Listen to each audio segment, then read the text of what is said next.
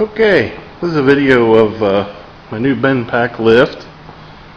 It is a XPR 10CX, which is the extra width, which I wanted. It's 145 from outside base plate to outside base plate. I can't remember what the dimensions are inside here, but I went symmetric because I've got a heavy truck and I didn't know if I'd trust an asymmetric or not. As you can see, with this extra width, there's plenty of room to get the doors open on your car. Granted, what I always like to do anyway, I got a level enough floor that any vehicle I bring in, I just leave the car in neutral and push it where I want it to get in and out of it easier. But anyway, got everything hooked up. I used the 10-2 ROHS wire.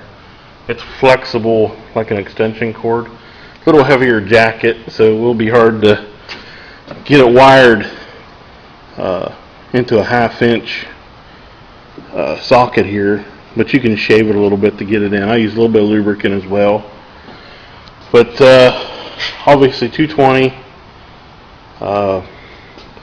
Emerson motor, which I found fairly decent motor, but we'll go ahead and raise it.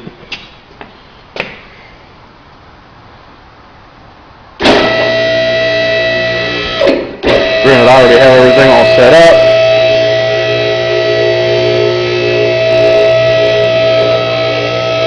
I usually like to check my points and give a little bit of a shake test just to make sure it's balanced. Go ahead and raise it up. One of the things I liked about this BendPak was the release goes to both sides at the same time. I looked at several lifts where you had to release each side individually. Well, it's not a huge deal. Saves some time. Plus I feel a little safer standing outside to release those than underneath the car.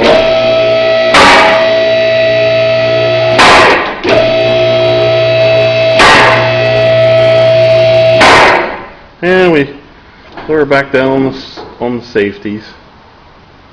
So, one thing you got to watch on some of these, as you can see, this car's been lifted before over time, and if you don't use adapters, you've been this pinch on most cars, and you can even get into the rockers, which isn't too wise. But one thing I liked though as well, I looked at Challenger lifts, and Challenger didn't come with the truck adapters, which to me is a necessity. It was like $200 more.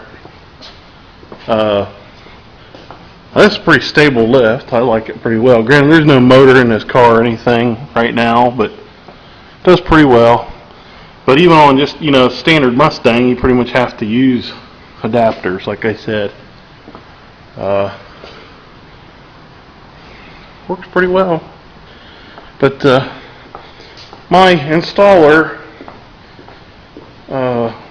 didn't use the original wedge bolts. He didn't like them. He said they tend to split concrete the way these are designed.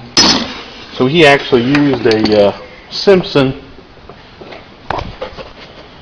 3/4 by 5.5 Simpson strong tie is what he used. The manufacturer actually gives you metal wedges for shimming, but he used nylon because he didn't like those because they rust. The lift actually came with blue BendPak touch-up paint. Came with vehicle lift point guide, which is really nice. I suppose that the Automotive Lift Institute includes that, since it's a certified lift. Instructions, just basic safety things, stickers, that type of stuff. All in all, it's a pretty nice lift.